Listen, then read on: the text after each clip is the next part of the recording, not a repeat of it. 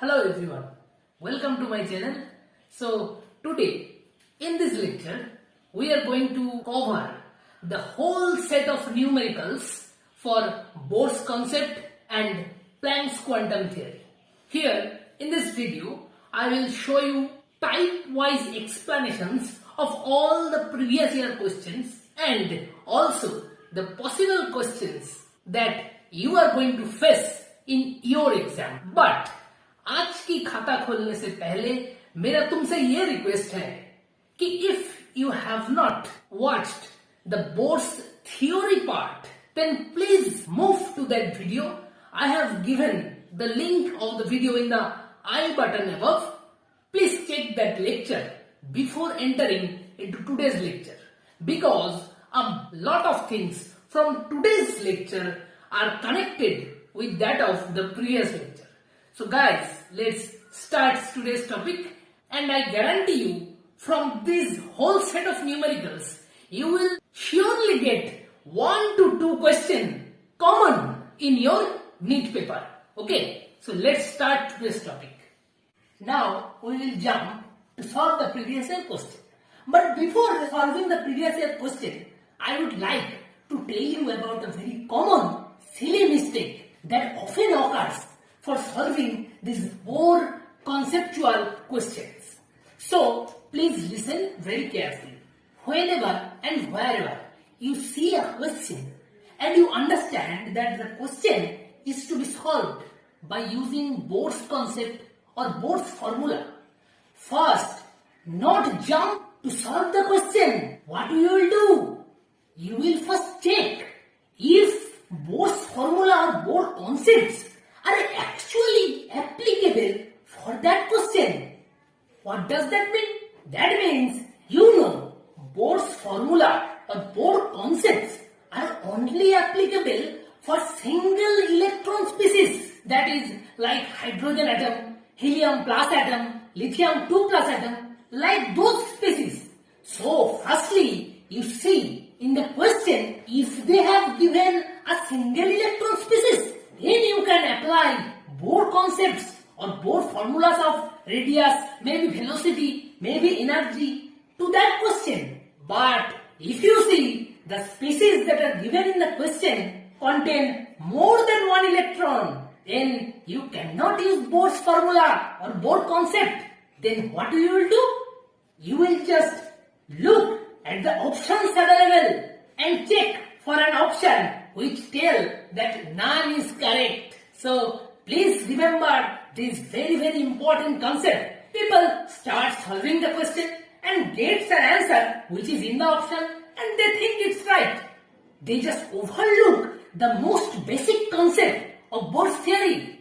So please look into the question very carefully first before answering it. See if their single electron species are given or not. Okay, so now with this concept in our mind, we will see for the previous year question type wise. We will start from the very basic and easy question and we will see through the most advanced question. Okay, so let's start the type 1. Here we will quickly discuss about some theoretical questions that has come to the previous year question paper. Okay, so now you can see the question, and let me tell you, I have collected this question from aiims 2016 question paper. Now see what it tells. Bohr's model is applicable to explain what? That is which among these four? So first one is Z-band effect. It is actually the effect of magnetic field on electron. And next option is Stark effect. Stark effect is the action of or the effect of electric field on electron. So option 1 and option 2 are actually about the electromagnetic nature of electron. And we know that Bohr's concept is only for particle nature of electron. So Bohr cannot explain those two options. And now option 3 is bond formation of hydrogen. We know Bohr has worked on single electron species, so there is no concept of bond formation. So you can easily answer. The correct option is hydrogen spectrum. And I will discuss about the spectrum and spectral lines on a separate video after this one. Okay. Now we will go to the second question. So here is the second question. And I will tell you that this question is also collected from the same question paper. That is aiims 2016 question paper. See, here they want the relation of radius and energy with that of orbit.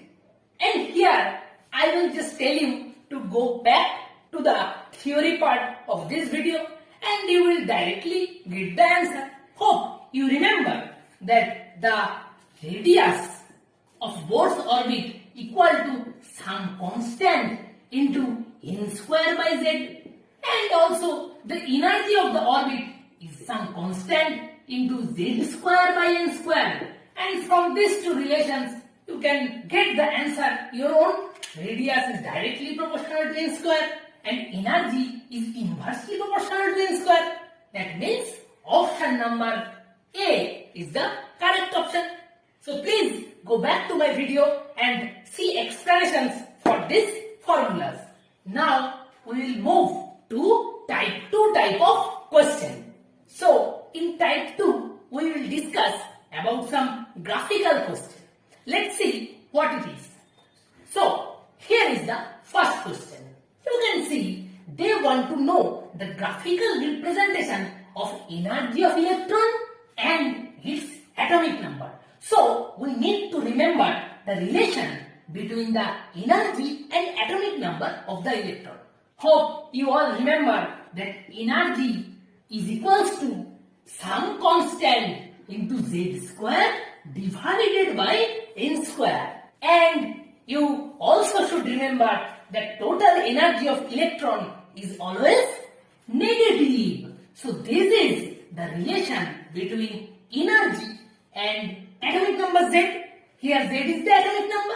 So from this relation we can easily draw the graph of energy is directly proportional to negative of atomic number square.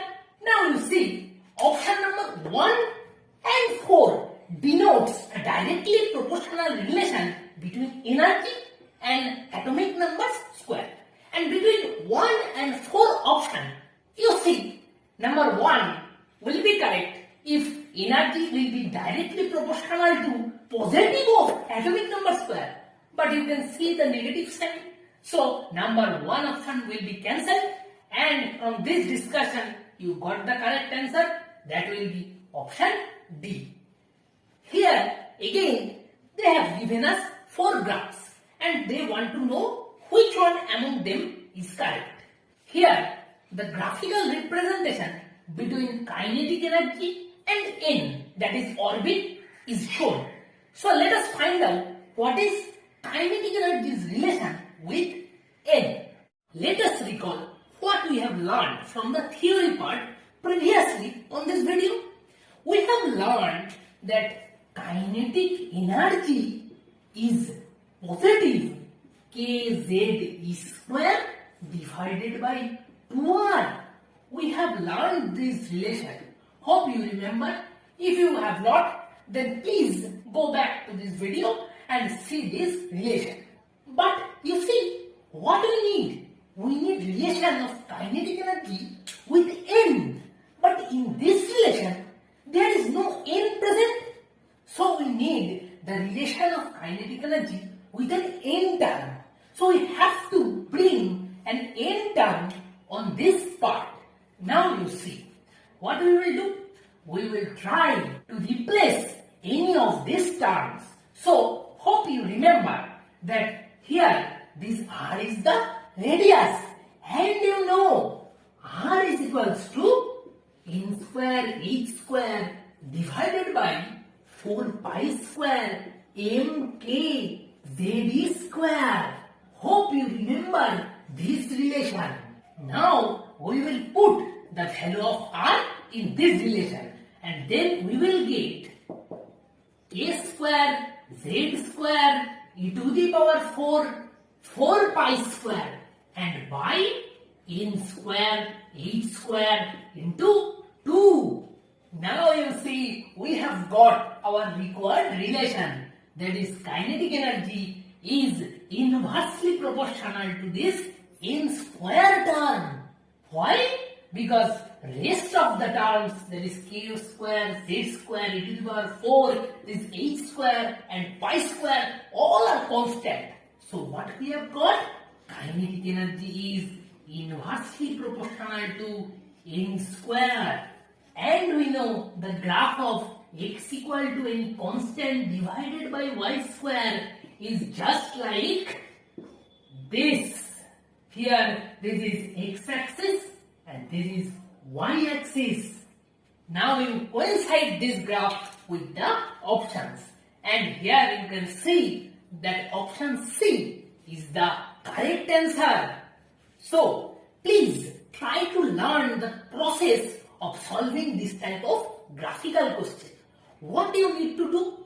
At first, you need to see both the terms at the x-axis of the graph and the y-axis of the graph. And then you need to find a relation in between those two terms. If you don't get any direct relation in between those two terms, then at first you try to get any relation of any one of those terms. Then what you will do? You will just replace the formula with your required term. Just like here, firstly, we don't get the n term here with the relation of kinetic energy. But what we did? We just replace this r with its relation. And in this case, we have got the n term with this kinetic energy. And then we have got our required graph. If you have any doubts in drawing this type of graphs, then you can please comment me and I will make a separate video for you. You must know this type of very basic graphs that will be very much useful for your exam purpose. So please comment me if you need a separate video on this type of graphs. I will do it for you. So here ends the type 2 type of question. Now let's go to the type 3. So here is the type 3 question. Though it is a very basic question, but I will tell you that it has come to the question paper of 2013 NEET UG. So let's solve it. First see, they have given the value of Planck's constant, that is 6.63 into 10 to the power minus 34 joule second. Nextly, they have given the speed of light. Let that be c, that is 3 into 10 to the power 17 nanometer second inverse. And thirdly, they have given the frequency of light, that is, let be mu, 6 into 10 to the power 15 second inverse. So these three values are given by them, and they want to know the wavelength of the light. So let the wavelength be lambda wavelength. Now let's see what relation we can draw between these four. Firstly, we know that H equals to C by lambda. Here Planck's constant is H, C is speed of light, and lambda is the wavelength. And nextly, we know that lambda wavelength equal to C by frequency, mu. So here, you see, we need the value of this lambda, and see the value of C, speed of light is given, and frequency mu is also given. So here we will just put the values and get the answer. And this relation is not required for this question. So put the values, lambda equal to 3 into 10 to the power 17 nanometer second inverse divided by 6 into 10 to the power 15 second inverse. So second inverse cancelled out, and here 0.5 into 10 to the power 2 nanometer. So here we have got our wavelength. Now look into the options. You see the options are also given in nanometer, and see 0.5 into 10 to the power 2. That means 50 nanometer. And now you see option D, that is 50 nanometer. So here you have got the correct option. It is a very easy question of year 2013, and now we will move to type 4, and from here we will discuss a little bit advanced type of questions. Okay, so type 4. Now in type 4 we will discuss about the problems or numericals which deals with the Bohr's radius. So here you got the first question.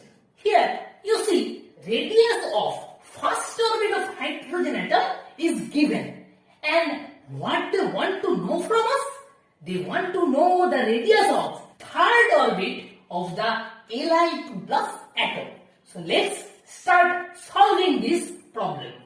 No, here you are not following my order. Remember what I have told before starting the numerical part. Before solving any problem regarding Bohr's concept or Bohr's formula, what you need to see? You need to see if the species given in the question are really single electron species or not. So first see that. See, we need to know the radius of third orbit of Li2 plus atom. And here you can see Li2 plus is a single electron species. So we can easily apply the Bohr's formula for this problem. So now let's remember the formula. So radius of third orbit of Li2 plus is equals to the radius of first orbit of hydrogen, that is given 0.053 into n square by z. Here n is the number of orbit and Z is the atomic number of lithium 2 plus ion. So solve it. 0.053 into n. Here they want to know for the third orbit. So n is 3. So n square, 3 square divided by the atomic number of lithium. That we know is also 3. So calculate it. 3 and 3 goes out, and we have got 0.053 into 3, that gives us 0.159, and the unit you remember, nanometer. So here we have got our answer. Now see through the options. Number A option is correct. Now a little bit more advanced. Now we will go to the number 2 question. So here you can see the ratio of radius of hydrogen atom is given. And we know hydrogen atom is a single electron species. So here we can easily apply for Bohr's concepts and Bohr's formula. Now see, they have given the ratio of 2 orbits of hydrogen atom to be 4:1. And we are to find out those 2 orbits. So let's start solving. We know that radius of Bohr's orbit is nothing but 0.053 into n square by z, where n is the number of orbit and z is the atomic number of the element.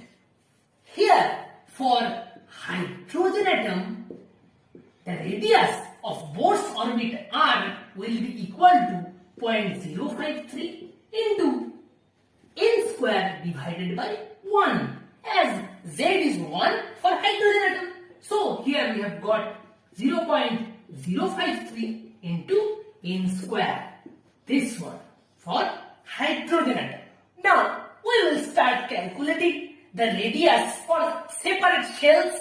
That is, for K shell we will calculate the radius, for L shell, M shell, N shell, and then we will calculate their ratios to get the answer. So firstly, for K shell, let us find out the radius RK. That is 0.053 into 1 square, because you know for K shell n equal to 1. Now for L shell. For L shell, RL equal to 0.053 into 2 square. Similarly, N equal to 2 here. Now for M shell, Rm equal to 0.053 into 3 square. N equal to 3 here. And for N shell, we have got Rn equal to 0.053 into 4 square. N equal to 4. Now we have got the values of radius of the K, L, M and N shell separately. Now we have to see that among these four, which two's ratio coincide with 4:1. Firstly, we need to see smartly. Okay, you see, the radius is gradually increasing with increase in the N. So, the radius of L shell is greater than K and that of M is greater than L. Radius of N shell is rather greater than M shell. This you can see from here. Now see, the ratio is given 4:1. What does that mean? That means a shell with greater N value comes first place of the ratio. That means the ratio 4:1 cannot be possible for K shell is to L shell because N value of L is greater than K. So the ratio for radius of K shell and L shell will be lesser than 1. But here you can see ratio is given 4:1 which is greater than 1. So from just this smart idea we can conclude that the number 1 option A is to L cannot be the answer. So think this smart way. Now we will just move to second option. Okay. So L divided by K. Here we will put the values. For L it is 0.053 into 2 square and for K it is 0.053 into 1 square. Here you calculate it. You will get 4/1. So here we have got the ratio of radius of L shell and K shell comes to be 4:1. But we should not stop here. We need to calculate for N and L shell also. So N by L that is equal to for N shell 0.053 into 4 square and L shell 0.053 into 2 square. So here you see also we have got 4/1. So for these two cases, that is ratio of L shell and K shell and ratio of radius of N shell and L shell, for both these cases we have got the ratio to be 4:1. Now you can go to the options. Okay, you see option D, that is both 2 and 3 options are correct. So option D is the correct answer. Now we will move to the type 5. Type 5 consists of the problems regarding with the velocity of electrons. So let's go to the type 5. Here is the type 5. Okay, here you see for a hydrogen-like system, the ratio of velocities for orbit 1, 2 and 3 are asked to us. So see, for a hydrogen-like system, so we can easily apply the Bohr's concept here. It is a very easy question, but you should know that it has come to the year 2012 AIPMT. Okay, so let's solve it. We know from our previous discussion that velocity is directly proportional to Z by N. Here Z is the atomic number and N is the number of orbit. And here we can see that V is inversely proportional to the number of orbit. From this relation we can get our answer. We will just put the values, that is, let V1 be the velocity for first orbit, V2 be for the second orbit and V3 is the velocity for the third orbit. Now here you can see velocity of first orbit be some constant divided by N1, that is first orbit, is to K by N2, that is for second orbit, and K by N3 for third orbit. So we will put the values, K are cancelled out and N1 is 1, N2 is 2 and N3 is 3. So here we have got the relation 1:2, half is to 1/3. So there you can see the answer, that is option B. Now we will move to type 6 and that is the most important type of question. There we will deal about the problems related to the energy of an electron. Okay, so let's move to the most important type, that is type 6. So here you can see the first question of type 6. Okay, so see, it is given that for any hydrogen atom, if the shell changes from K shell to N shell, then what is the consequences? That is, what will be the change for those kinetic energies, potential energies or total energies? So what does it actually mean?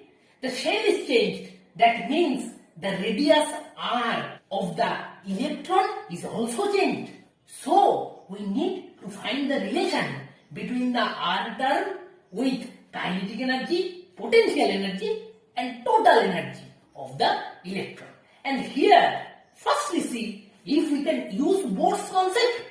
See, here given is for hydrogen atom. So we can clearly use Bohr's concept here. Now, firstly, I will write three things. You see those. Kinetic energy is inversely proportional to 1 by r. Potential energy is inversely proportional to minus 1 by r. Total energy is also inversely proportional to minus 1 by r. These three things I will tell you. If you do not understand these three relations, then I will request you, please go back to my video and see the theoretical part. There I have discussed clearly these three terms, and from these three relations you can easily get the answer of this question. So for K shell n equal to 1, you all know that. For N shell n is equal to 4. So here you can see the radius is increasing with the change of this shell. So with increasing radius, we can see only this kinetic energy is decreasing, because in case of potential energy and total energy, there is a negative sign you can see. That means with increasing radius, potential energy and total energy both also increases. Only kinetic energy decreases with increase in radius. So here you have got the answer. So don't waste your time for this type of very easy question. But let me tell you, this is a question of NEET 2014. Okay, so please remember these three relations and you can easily solve this question. So now we will move to our second question. Here is the second question. Let's see. वाह, ये तो बहुत ही छोटा question है यार. Here they want to know the ionization energy of excited hydrogen atom. So दिखने में जितना छोटा है उतना है नहीं. Firstly, let's think about the question, the ionization energy. In the theory part, hope you all remember that what is ionization energy? It is the minimum amount of energy required to remove an electron in its ground state of any isolated atom. So here you see the hydrogen atom is an isolated atom. So its ionization energy is asked, but not for ground state. They want ionization energy for any excited state of the hydrogen atom. So this is the trick in this question. Now listen very carefully. What does ground state actually means? Ground state means the electron is in the K shell. So the N for ground state is 1. Please remember this. This is the maximum case of silly mistake in the exam. Ground state means N equal to 1. And for excited state, that is fast excited state, means L shell. That means N equal to 2. Second excited state similarly is M shell, that is N equal to 3. So please remember this, very important. Don't do the silly mistake. Okay, ground state N equal to 1, fast excited state N equal to 2, second excited state N equal to 3, third excited state N equal to 4, nth excited state means N plus 1. Okay. Now, with this idea in our mind, we will start solving the question. We have to calculate the ionization energy for any of the excited states. That is, we need not calculate for N equal to 1 because it is the ground state. So we will start calculating the ionization energy for N equal to 2. Now let ionization energy 1 is the ionization energy of ground state, and IE2 is the ionization energy of fast excited state. Similarly, IE3 is the ionization energy of second excited state, and N is the shell. You all know that. Okay, now hope you all know that very important relation of ionization energy that I have told you in the theory part. If you don't, please go back and see the relation. Okay, so the relation was ionization energy for any shell N is equals to the ionization energy of ground state divided by N square. So please recall this relation from the theory part. Here we are going to use this relation. Okay, and again, hope you all remember the IE1, that is ionization energy of ground state of hydrogen atom, is 13.6 electron volt. Hope you all remember that from the theory part. So now we will calculate the ionization energies for the excited states. Let's start with the fast excited state. So ionization energy of fast excited state IE2 is equals to IE1, that is ionization energy of ground state of hydrogen atom, divided by N square. Here IE1 is 13.6 and N for the fast excited state of hydrogen atom is 2. So 2 square. After solving this, we will get 3.4 electron volt. So we have got the ionization energy of fast excited state, that is 3.4 electron volt. And we cannot stop here. We have to see the ionization energies of the next excited state respectively. So let's calculate for ionization energy of second excited state, that is IE3, equal to again the ground state's ionization energy divided by N square, and for second excited state the N is 3 here, so 13.6 divided by 3 square, that is 1.51 electron volt.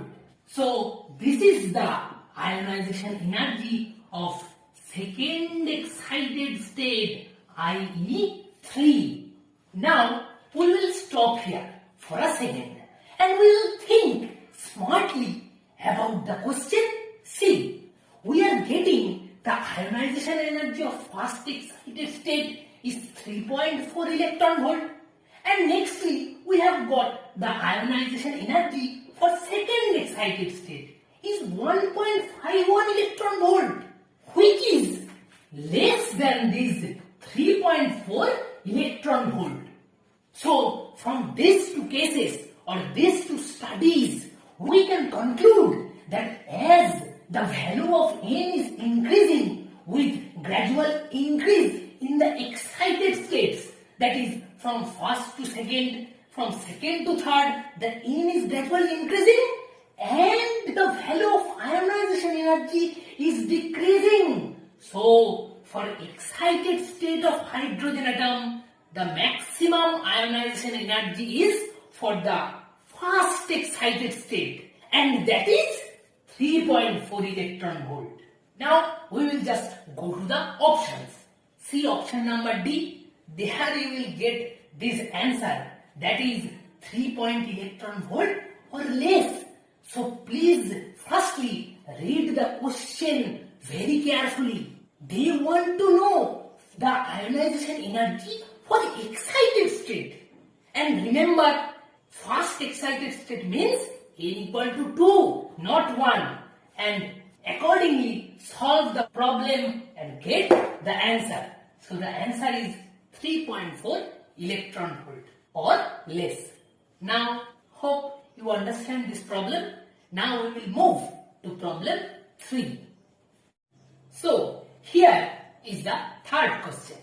Firstly, read it very carefully. The energy required to escape the electron from the ground state is 13.6 electron volt. This is given by them. And what they want to know from us? They want to know the same for first excited state of hydrogen atom. What does this mean? That is, they want to know the energy required by the electron to escape from first excited state. The energy required by an electron to escape from its ground state. What does that mean? This means the energy is actually the ionization energy of the hydrogen atom. Hope you remember the definition of ionization energy. If you don't, please go back and see for the ionization energy. So ionization energy for ground state of hydrogen atom is given, that is 13.6 electron volt. And what did they want to know? They want to know the ionization energy of the first excited state. So let IE2 is the ionization energy of first excited state of that hydrogen atom. And we know that first excited state means L shell and ground state means K shell.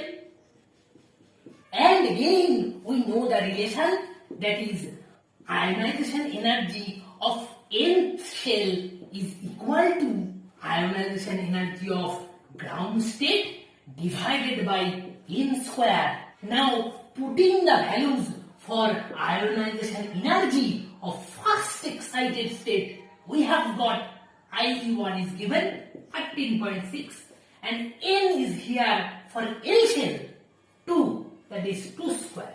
So this value comes to be 3.4 electron volt. So now we will directly go to the options.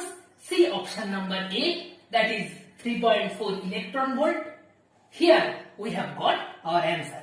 So please remember the process of solving the question with the ionization energy term, and please read it very carefully. See what actually did they want. First excited state, ground state, second excited state, and the value of n. Please be very careful for these questions of ionization energy to avoid the very silly mistakes.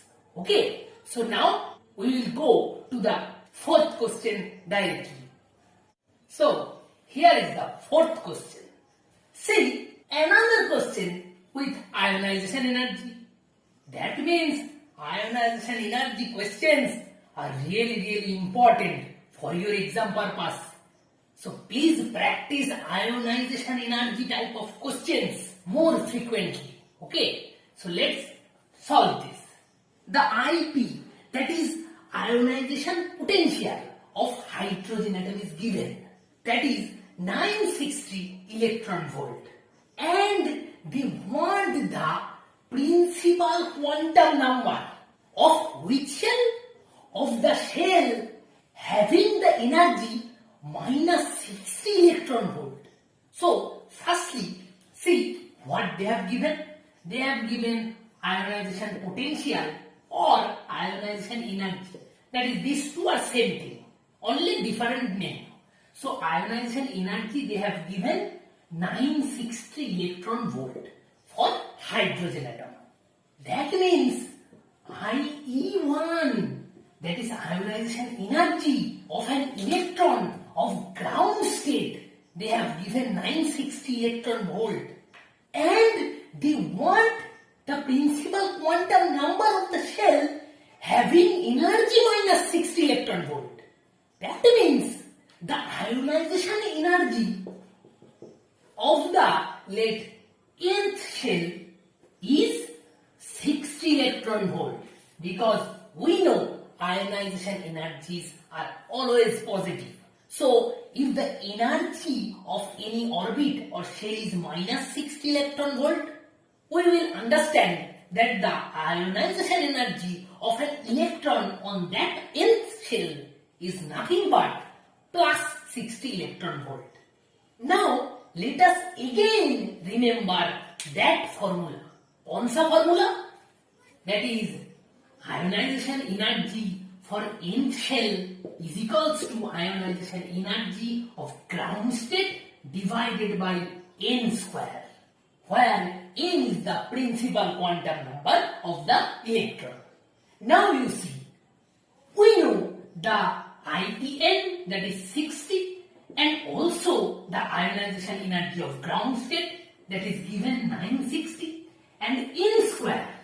This term we need to find out from this relation. So it becomes 16. So from here we got n square equal to 60 and n equal to 4. So here we have got the value of n. That is, the principal quantum number is nothing but 4. Now we will directly go to the options. See, option number 3 is 4. So remember, all types of ionization energy questions, please remember this formula.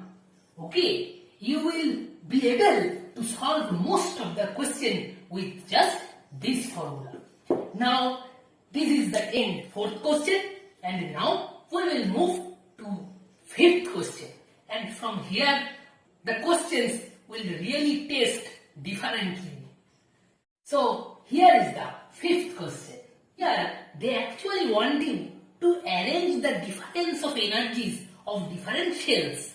So, I hope this type of questions is already known to you. है ना?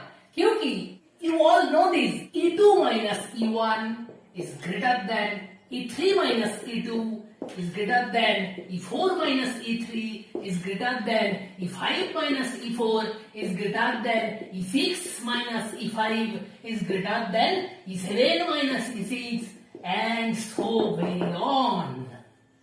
And what is E1, E2, E3, E4? These are respective energies of K shell, L shell, M shell, N shell. That means E1 is the energy of K shell, where N is equal to 1. E2 is the energy of L shell, where N is equals to 2. And E2 minus E1 is the difference of energies in between those two shells. And I will not discuss it here anymore, because already this idea has been given to you in the theoretical part. And I just want to show you that the question is a previous year question of 2012 AIPMT. And you see, the idea that you have learned in the theoretical part is directly in your question paper. That's why I have just one to show you and encourage you through this question. So please go to the theoretical part and get the answer and take away 4 marks. So we have come to the end of this lecture. But before finishing, let me tell you one thing. In this lecture, I have covered all types of questions, all types of numericals, and you will surely get any one among all these types in your NEET question paper. Have you listened to it properly? I have told that I have covered every type of question, not every question. So you guys have to practice more numericals, more questions based on this topic. So अगर रटना है तो इस questions को नहीं, answers को नहीं. You need to remember the process of solving. And how can you do that? You can do that only by practicing more numericals. Okay. Today's lecture is up to this. Please comment below for any type of doubts and also for any feedback. Don't forget to like and share with your friends. Thank you. Stay tuned for the next lecture. Bye bye.